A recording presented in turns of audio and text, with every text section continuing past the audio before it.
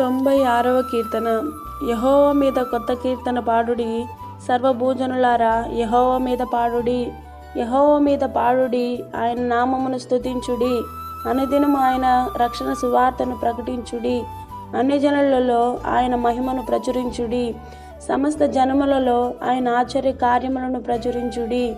యెహోవా మహత్యము గలవాడు, ఆయన అధిక స్తోత్రం పొందదగినవాడు. సమస్త దేవతల కంటెను ఆయన పూజనీయుడు.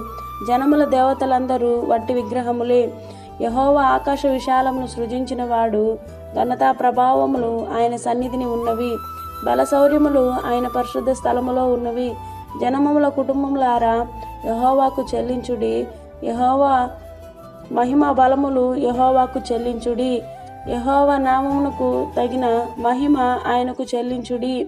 నైవేద్యము తీసుకుని ఆయన ఆవరణంలోనికి రండి. పరిశుద్ధ అలంకారములు ధరించుకొని యెహోవాకు నమస్కారము చేయుడి. సర్వభూజనులారా ఆయన సన్నిధిని వణుకుడి. యెహోవా రాజ్యము చేయుచున్నాడు. లోకము కదలకుండా స్థిరపరచబడి ఉన్నది. న్యాయమును బట్టి ఆయన జనములను పరిపాలన చేయును. ఈ సువార్తను అన్ని జనులలో ప్రకటించుడి.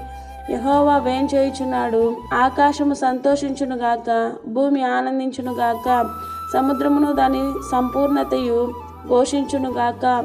పొలమును దాని యందు గల సర్వమును యెహోవా సన్నిధిని ప్రహర్షించునుగాక. వనవృక్షములన్నీయు ఉత్సాహధ్వని చేయునుగాక. భూజనులకు తీర్పు తీర్చుటకై యెహోవా వేంచేయుచున్నాడు. న్యాయమును బట్టి లోకమునకు, తన విశ్వాసతను బట్టి జనములకు ఆయన తీర్పు తీర్చును. ఆమేన్.